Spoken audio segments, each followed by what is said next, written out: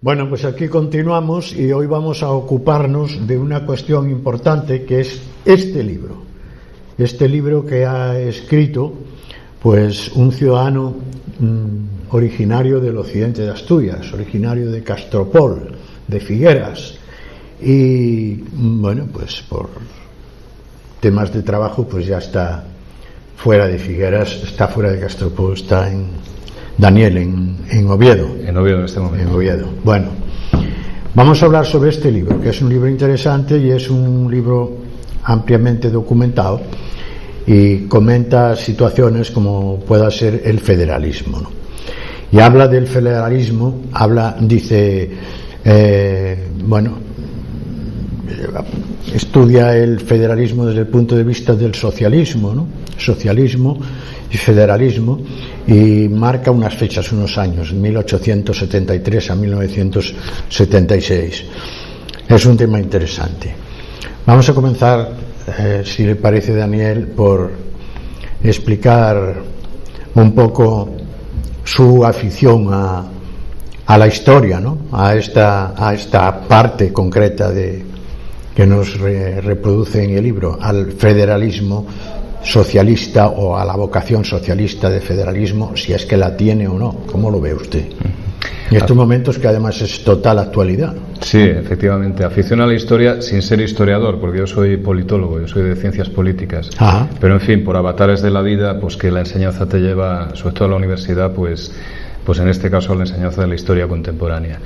La relación entre la izquierda, la cuestión nacional, los nacionalismos siempre ha sido una relación compleja, difícil, y que merece la atención pues de una parte de la doctrina.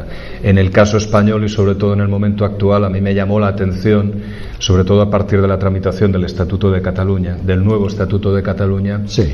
No tanto las divergencias internas que había en el Partido Socialista con respecto a lo que ya se estaba alargando en Barcelona, en el Parlamento, sino lo que más me llamó la atención fue que diversos analistas adscribían cada una de las tendencias que podía haber dentro del PSOE y de las reacciones que había en el PSOE hacia ese estatuto que se estaba tramitando, las estaban adscribiendo lo que ellos consideraban como la auténtica tradición histórica del socialismo español en materia territorial, en materia de la cuestión nacional y concretamente federal. Sí. Algunos decían que Pascual Maragall, que el PSC, que algunos sectores, algunos dirigentes y algunas federaciones más comprensibles hacia lo que defendía Pascual Maragall, pues que representaban la tradición federal o federalista del socialismo español.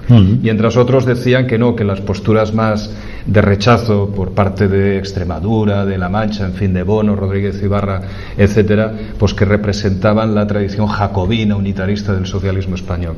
Me llamó la atención, me pregunté, bueno, ¿cuál es la tradición histórica del PSOE en esta materia? Es lo que fui a investigar, y cuál fue mi sorpresa cuando me encontré que no había nada publicado al respecto. Estamos hablando de unir dos variables como son el PSOE, que al fin y al cabo es el partido más importante de España desde el punto de vista histórico, el más antiguo, uno de los partidos que pueden gobernar, y la cuestión nacional, que en España es uno de los temas políticos prioritarios. Desde luego. Y sin embargo me encontré con que, exceptuando una tesis doctoral del profesor Francisco Asensio Rubio de Castilla-La Mancha en 1985, no había ninguna monografía que relacionara ambas variables. Es decir, que estudiara cuál es la tradición del PSOE en esta materia. Como no pude responder con la bibliografía existente, pues entonces me lancé yo a esa investigación. Como consecuencia de eso es mi tesis doctoral, y en segundo lugar, como consecuencia de eso y teniendo en cuenta el momento actual, pues es este libro que yo os presento en este momento. Desde luego. Una cuestión, una curiosidad. El PSOE catalán, por decirlo así, y el PSOE nacional, por decirlo así también, siempre fueron distintos. Sí, precisamente esta es una de las tesis que yo defiendo, tanto en la tesis doctoral como en este libro, sobre todo.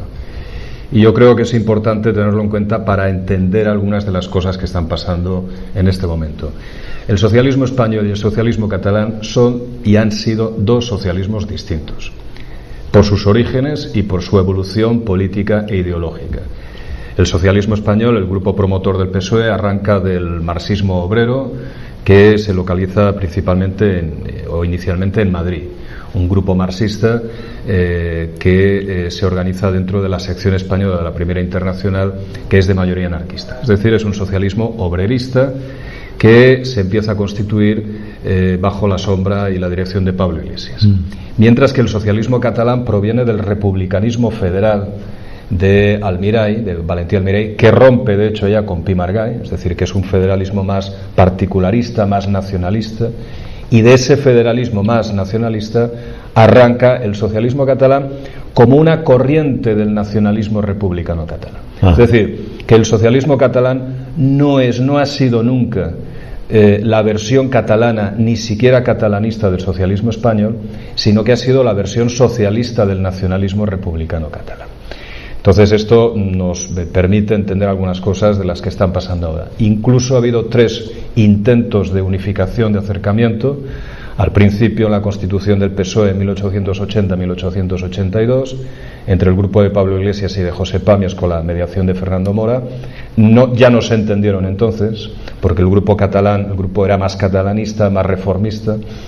En 1914-1918 hay otro intento de acercamiento que también fracasa, y durante la República, cuando desde 1923 el socialismo catalán, viendo esto, ya organiza otro partido aparte, que es la Unión Socialista de Cataluña, es decir, que incluso orgánicamente son 2 partidos distintos, pues en 1933 y 34 hay otro intento de unificación entre el PSOE y la Unión Socialista de Cataluña, que también fracasa, bajo la dirección de Laro Caballero y de Joan Comorera en Barcelona. No es hasta 1978, en el Congreso de Montjuïc, durante la transición, cuando se organiza el PSC, paréntesis, PSC-PSOE, digamos. Yo creo, y esto es lo que estamos viendo ahora, que fue una unificación orgánica, pero que realmente no fue una unificación ideológica. Claro. Y esto hace pues que en el sustrato, digamos, de ese proyecto de unificación siempre ha habido un socialismo más catalanista, y siempre ha habido en Cataluña un socialismo más identificado con el PSOE, que tampoco acaban de entenderse. Tampoco acaban de entenderse, y la pregunta, en este caso, curiosidad mía, es ¿por qué insistir de la manera que insiste el PSOE español, por decirlo así? ¿Por qué insistir en que las cosas vayan por el camino que ellos quieren, o aproximarse lo que haga falta, cediendo de aquí y de allá? Que es que el socialismo catalán aporta mucho al resto del socialismo nacional. Yo creo que ha aportado. Más que aporta. Hasta ahora y hasta no hace mucho se decía que uno de los pesos electorales fuertes del socialismo español era lo que aportaba el socialismo catalán, lo que aportaba el PSC. Claro, habría que ir un poco más allá, y habría que entender que lo que aporta el PSC en las elecciones generales, que normalmente ha sido entre 20 o 25 diputados, es porque recibe muchos votos de muchos electores socialistas que votan en las elecciones generales porque se identifican con el PSOE, no tanto porque se identifiquen con un proyecto catalanista o nacionalista catalán representado por el PSC. Ahí ha habido siempre la diferencia histórica entre los resultados que ha obtenido el PSC en las elecciones generales o en las elecciones autonómicas, donde normalmente ha tenido la mitad de su electorado. Y sin embargo Convergencia y Unión ha tenido las mayorías absolutas que ha tenido, sobre todo de la mano de Jordi Pujol. Ahí había una diferencia importante. Es cierto, no obstante, que con esos datos en las generales el PSC ha aportado una parte importante del grupo parlamentario socialista después de Andalucía. Pero yo creo que en este momento posiblemente hay sectores en el PSOE, incluso en Ferraz, que estarán dudando sobre si realmente el PSC ahora está aportando o más bien está quitando en otros territorios de España, ¿no? Sí, de acuerdo. Volvamos, si le parece, al federalismo. Y no sé, yo escucho muchas opiniones a lo largo del día y del tiempo. Entonces, usted parece que ya nos dio a entender de que en el PSOE en este momento no es federalismo todo lo que reluce, ¿no? Que hay conceptos distintos, digamos. Sí, yo creo que se ha llegado, o el PSOE está llegando, a trancas y barrancas, a una fórmula federal digamos, más de tipo cooperativo. Sobre todo por las tensiones que está planteando en este momento, sobre todo el nacionalismo catalán, en el que está un poco embarcado el PSC también, y sobre todo por la necesidad que se ve desde ese sector, desde ese espectro ideológico del centro izquierda español, la necesidad de ajustar el Estado autonómico, es decir, de reorganizar el Estado autonómico, aunque eso implique una reforma constitucional que incluso para una parte de la doctrina pues puede ser conveniente, ¿no? En esos parámetros. Y yo creo que, en fin, todo junto pues les lleva un poco a la conclusión de decir, bueno, pues no solamente por una cuestión de reconocimiento de singularidad, por ejemplo, de Cataluña, o incluso para corregir, yo creo que incluso este salto o este paso al federalismo, sobre todo un federalismo en este sentido, un federalismo cooperativo, de reorganización de las administraciones públicas, de mayor colaboración, etcétera, hasta cierto punto no deja de ser una corrección de la política de reformas estatutarias, de reformas territoriales, un poco cada uno por su lado, que se impulsó bajo la dirección de Rodríguez Zapatero. Yo creo que el discurso de este federalismo prudente al que llega el PSOE lo está marcando bastante Javier Fernández, precisamente el presidente de la FSA y el presidente de Asturias, sí, que el lunes pronunció una conferencia importante en la Complutense en Madrid, sí, desgranando, justificando y desgranando un poco el sentido de esta propuesta federal del PSOE, precisamente arrancando de que la tradición federal no forma parte del socialismo español, pero que se constata después de 30 años de democracia y de constitución, se constata que hay una necesidad de reorganizar el Estado autonómico, de que efectivamente hay unas inquietudes particularistas a las que de alguna manera hay que atender, y que, en fin, que todo junto pues hace que se presente una propuesta que yo creo que, independientemente de la viabilidad que vaya a tener en el sentido político, pero bueno, no deja de ser una propuesta razonable, una propuesta interesante que merece por lo menos un estudio y una cierta atención. Una propuesta razonable e interesante. Esa propuesta, Daniel, terminaría con las dificultades de las autonomías históricas y sus aficiones separatistas, por decirlo claramente. Sobre todo en el caso de Cataluña va a ser muy difícil. Va a ser muy difícil porque incluso estamos viendo que ni siquiera entre el PSOE y el PSC se ponen de acuerdo. Es decir, representan dos voluntades dentro del socialismo en general, ¿no? Y el PSC, que tiene una posición muy incómoda en Cataluña, pues no deja de tener también pues una pulsión hacia la consulta, hacia el referéndum, claro. Y hacia ese soberanismo que en este momento es mayoritario en Cataluña desde el punto de vista de la opinión pública, digamos. Claro. Y por lo tanto, aquí lo que tenemos, y lo tenemos ya desde la discusión entre Azaña y Ortega en 1932, cuando ya se discutió el primer estatuto de Cataluña de Núria en las Cortes Republicanas, pues tenemos la constatación de dos voluntades colectivas que son difícilmente conciliables. Azaña le dijo que no, que con el Estatuto de Autonomía se podía resolver políticamente la pretensión de los catalanes de vivir en España pero a su manera, mientras que Ortega le dijo que no era solamente un problema político, que también era un problema sentimental, que prácticamente es un problema antropológico del que está dentro pero está a disgusto, pero que tampoco se tiene fuerza para irse, digamos, y que eso realmente no se resuelve nunca, solamente se puede conllevar. Bueno, pues han pasado 80 años y estamos en las mismas. Entonces, intentar presentar una propuesta de Estado federal bien organizado, al mismo tiempo que intentar resolver el particularismo, el nacionalismo catalán y en cierta medida también el vasco, sí, son dos cosas muy complicadas para conciliar, pero en fin, en todo caso el tiempo dirá cuál es la evolución de esta propuesta. Desde el punto de vista político, pues parece que no va a tener mucha viabilidad, porque la reforma constitucional exige el consenso del Partido Popular y desde luego el PP no está por la labor, ¿no? Desde luego. Y desde el punto de vista de los catalanes, su reivindicación la plantean en el plan de que en realidad salga adelante. Si saliera adelante, ¿superviviría Cataluña como una nación? Bueno, ellos, o por lo menos muchos de ellos, creerán que sí. Yo creo que es un poco aventurar tanto una respuesta positiva como una respuesta negativa, ¿no? Ya. Yo particularmente creo que es difícil, porque es difícil que España como Estado sobreviva económicamente, lo estamos viendo. Claro. Incluso Italia, no digamos Grecia.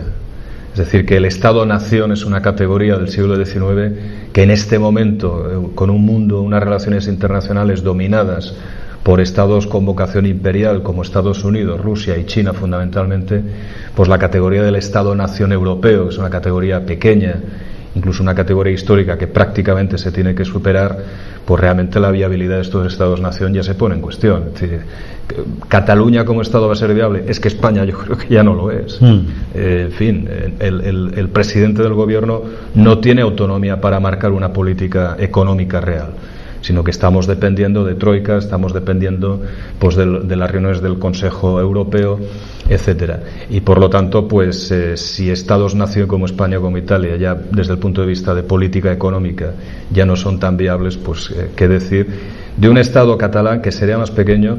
Y si este proceso soberanista va de la mano de Convergencia y Unión con un cierto seguidismo de Esquerra Republicana, que es un partido que se puede adaptar a diversas situaciones. En fin, yo no sé cuál es el modelo de Convergencia y Unión, pero es un partido de centro-derecha y posiblemente el modelo sería un poco el modelo lituano, que sería un modelo pues de rebaja de impuestos, de tipos únicos, para intentar atraer todas las inversiones posibles. No digo yo que sea un paraíso fiscal, pero recordemos que el gobierno de Artur Mas estuvo peleando por Eurovegas contra Esperanza Aguirre, por ejemplo, contra la Comunidad de Madrid. Es decir, que no creo yo que quieran hacer un Estado social y democrático muy avanzado en este sentido, porque fiscalmente tampoco tendrían tanta fuerza. Vamos a referirnos en los últimos momentos al libro en sí mismo, ¿no? Díganos el trabajo que le ha dado, el tiempo que le ha llevado y cómo se ha documentado en esta cuestión. Bueno, pues es una etapa, el libro en sí pues han sido meses de trabajo, pero en fin, es una etapa de una investigación de 6 o 7 años prácticamente. Como decía antes, que no encontré una bibliografía, digamos, solvente para responder a este interés que yo tenía, pues entonces, pues nada, borrón y cuenta nueva desde cero, pues me lancé a esta investigación, pues empezando por los primeros documentos, por los primeros archivos que podía encontrar. Y bueno, esto, una cosa te lleva a otra, ¿no? Incluso cuando consultas la bibliografía de un libro, pues te lleva a otros libros, a otras obras, a otros documentos, a otros autores. Y es algo que a lo mejor empiezas con un librín y acabas pues con la habitación o con la casa llena de papeles. Sí. ¿No? Entonces, bueno, ha sido un trabajo, pues eso, de 6-7 años de doctorado, de tesis, y todo eso pues va cristalizando pues en estas conclusiones que se van reflejando ya en libros concretos, ¿no? Muy bien, Daniel Guerra, pues las más expresivas gracias por haberse acercado a presentarnos este interesante libro. Y bueno, esperamos que, ¿cómo decirlo? Vamos a ver, sacándolo del contexto de lo que estamos hablando, esperamos que en un momento dado regrese al occidente. Muy bien, del que nunca marcho, ¿eh? Bueno, siempre estoy aquí. Pues Daniel, gracias. A vosotros por haberme invitado y por tener la fortuna de haber charlado con usted.